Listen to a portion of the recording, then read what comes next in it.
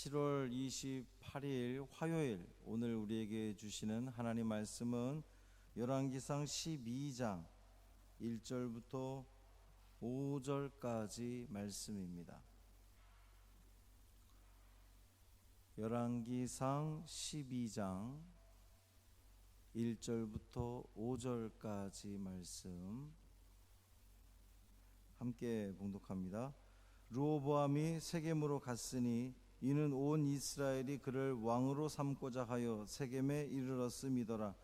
느밧의 아들 여로보암이 전에 솔로몬 왕의 얼굴을 피하여 애굽으로 도망하여 있었더니 이제 그 소문을 듣고 여전히 애굽에 있는 중에 무리가 사람을 보내 그를 불렀더라.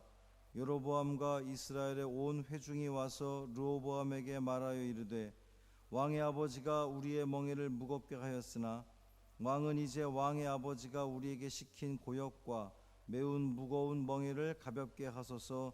그리하시면 우리가 왕을 섬기겠나이다. 르호보암이 대답하되 갔다가 3일 후에 다시 내게로 오라 하매 백성이 가니라. 아멘. 이 말씀 하나님 말씀입니다. 오늘도 말씀으로 또 기도로 이 하루를 시작하는 여러분의 삶 가운데에 하나님의 크신 은총이, 사랑이, 평강이 함께 하시기를 주님의 이름으로 축원합니다. 열왕기상은 크게 두 부분으로 나눌 수가 있습니다. 1장부터 11장까지는 이제 솔로몬이 즉위를 하고 통치하는 그 이야기를 다루고 있고, 그리고 이제 12장 부터는 이 솔로몬 죽은 이후에 사후에 남북으로 갈라지는 또 이제 그 역사를 이야기하고 있습니다. 어제 말씀 그 11장 43절 마지막에 보면 그의 아들 르호보암이 대신하여 왕이 되니라 이렇게 이야기합니다. 다윗이 솔로몬을 후계자로 지목을 했고요. 또 솔로몬이 아들 르호보암을 왕으로 지목을 해서 왕이 됐어요. 된 겁니다. 어제 말씀 마지막 부분이 르호보암이 왕이 된 것으로 끝났어요. 별다른 과정 없이 르호보암은 이스라엘의 4대 왕이 된 겁니다. 그런데 오늘 1절 말씀 보면 르호보암이 세겜으로 갔다 그랬어요. 그리고 그 세겜으로 간 이유가 온 이스라엘이 그를 왕으로 삼고자 하여 세겜으로 갔다 그랬습니다. 이미 왕이 됐잖아요. 어제 말씀 마지막이 왕이 됐는데 왜 또 왕으로 삼고자 하여 세겜으로 갔느냐. 이미 솔로몬으로부터 왕으로 이 르호보암이 지목받아서 왕이 되었습니다. 그것은 분명하게 언급이 된 건데, 명확하게 언급이 된 건데 왜 또 이스라엘 왕으로 삼고자 세겜으로 갔느냐. 온 이스라엘이 왕으로 삼고자 하여 그랬습니다. 여기서 말하는 온 이스라엘은 그 이스라엘 전체 백성들을 의미하는 것이 아니라, 이스라엘을 남북으로 나누면 통상적으로 남쪽에 유다 지파와 이 베냐민 지파가 있고요, 나머지 10지파가 북쪽에 있어요. 그리고 이 남쪽을 유다 지파가 있어서 유다 지역이다 이렇게 부르고, 북쪽을 이스라엘 지역이다 이렇게 불렀습니다. 그러니까 여기서 말하는 온 이스라엘은 이 남쪽 그 유다 지파와 베냐민 지파를 제외한 나머지 이 10지파를 의미하는 거예요. 왜 북쪽의 10지파가 르호보암을 다시 불러서 왕으로 삼고자 했을까? 이미 예루살렘에서 르호보암은 즉위식을 거쳤는데 왕으로 되었는데 왜 북쪽의 10지파는 다시금 르호보암을 세겜으로 불러서, 이것은 북쪽 지파들이 이 왕으로 세워진 르호보암을 우리가 당신을 다시 한번 인준하겠다, 이제 이런 그 의미를 가지고 있습니다. 다윗이 왕이 될 때는요, 이 헤브론에 머물고 있던 다윗에게 북쪽 지파들의 장로들이, 이스라엘 지파들의 그 장로들이 찾아와서 우리의 왕이 되어 주십시오라고 이렇게 요청을 하는 대목이 나옵니다. 솔로몬 같은 경우에는 예루살렘 근처의 그 기온에서 즉위식을 가졌지만 뭐 따로 북쪽에 가서 인준을 받거나 이런 과정이 없었어요. 그만큼 다윗에서부터 솔로몬에 이어지는 이 왕의 계승은 아주 그냥 그 이스라엘 모든 백성들에게 있어서 매우 당연하게 여겨진 겁니다. 그만큼 이 다윗의 이 왕권 그리고 이것이 무척 그 강화되어 있었던 그런 시기다 이렇게 볼 수가 있죠. 그렇게 될 수 있었던 이유가 어디 있을까요?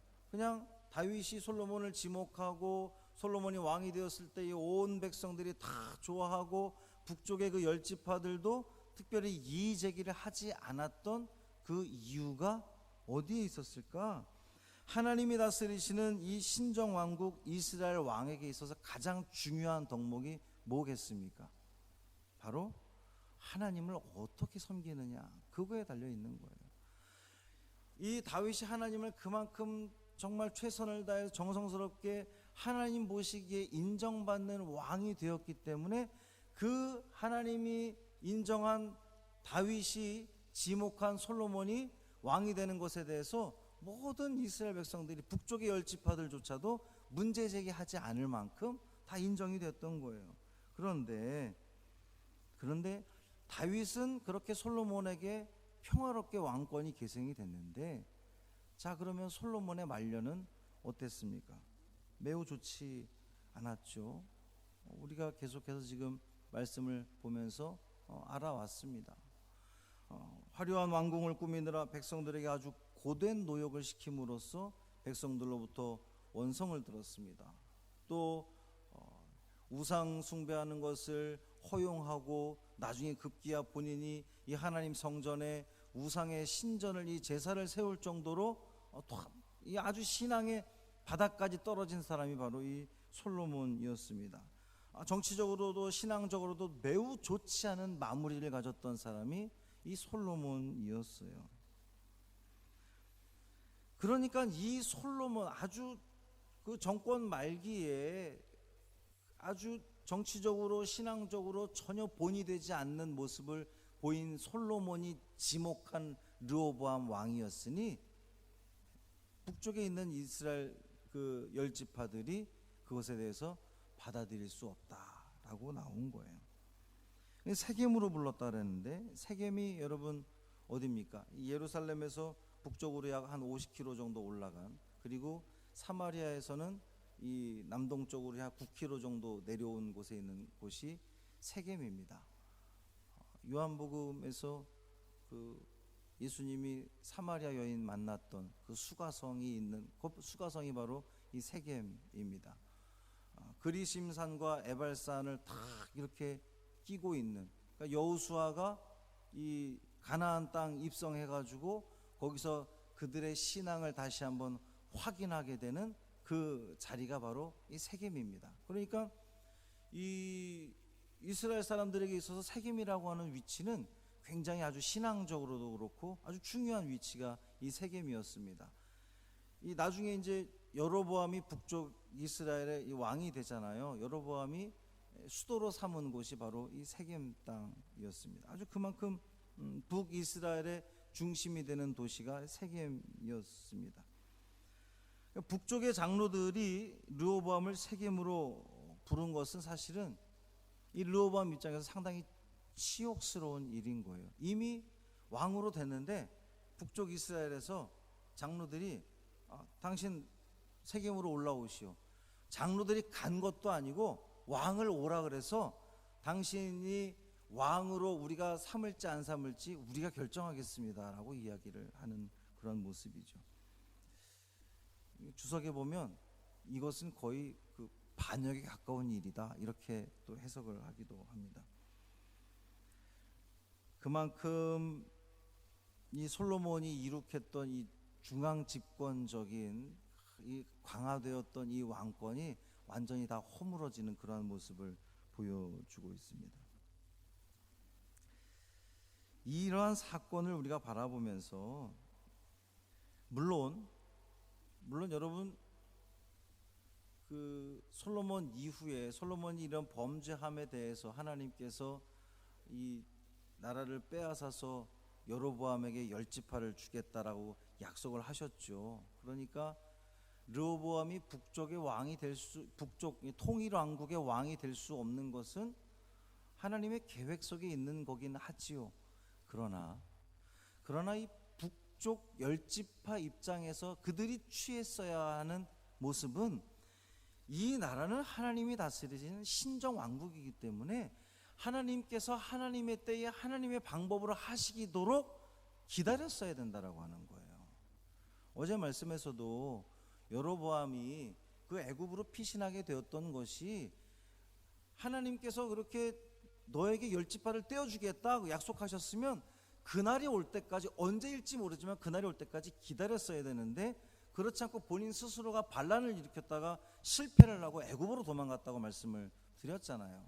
마찬가지입니다. 이 북쪽의 10지파도 하나님의 계획과 하나님의 섭리가 그렇게 흘러갈지언정 이 북쪽 이스라엘 이 10지파들이, 이 장로들이 했어야 하는 일들은 하나님의 뜻이 어떻게 우리에게 이루어질지 겸손히 기다리는 거였어요. 그들이 뭔가를 하려고 하는, 더군다나 하나님이 세운, 하나님이 다스리시는 신정왕국에 왜 자신들이 왕을 이렇게 세울 것이 저렇게 세울 것이냐, 왜 자기들이 판단하느냐 말이죠. 그것은 분명히 잘못되었다라고 하는 겁니다.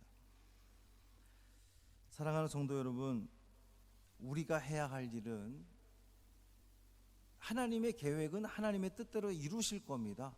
그러니까 어떻게 이루어 가실지 우리는 알 수 없지만 우리는 그저 기대하면서 기도하면서 하나님의 뜻대로 이루시옵소서, 내 뜻대로 마시옵고 하나님의 뜻대로 하시옵소서. 우리는 그저, 우리가 해야 할 일은 그저 기도하는 겁니다. 두려워하며, 하나님을 두려워하며 하나님의 주권을 인정하며 하나님께서 어떠한 역사를 펼쳐가실지 우리는 그저 지켜보는 겁니다. 너희는 가만히 있어 내가 하는 일들을, 나의 하나님됨을 볼지어다, 분명히 하나님 말씀하셨잖아요.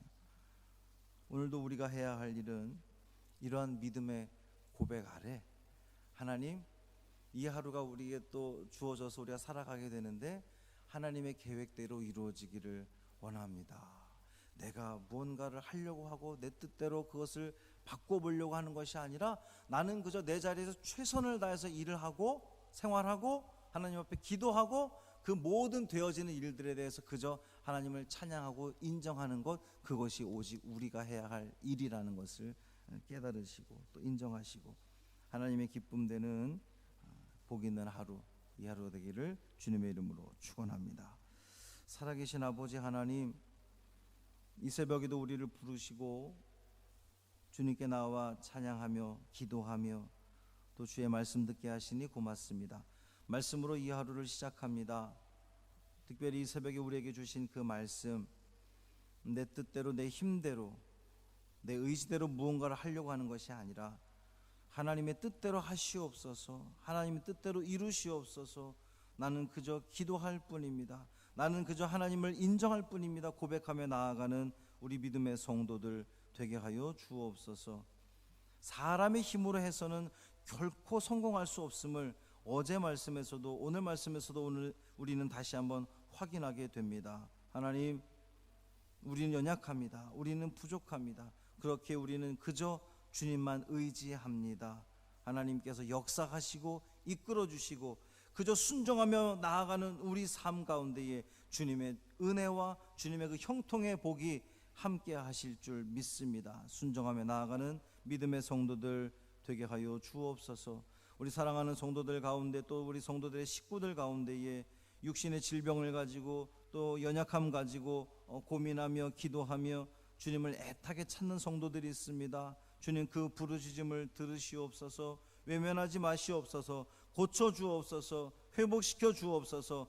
그 어려움 속에서 믿음 잃지 않도록 도와주옵시고 더욱더 믿음이 든든해지며 그 고난으로 말미암아 하나님께 더욱더 한 발 더 가까이 나아갈 수 있는 믿음의 성도들 되게 하여 주옵소서. 우리 주 예수 그리스도의 이름으로 간절히 축복하며 기도합니다. 아멘.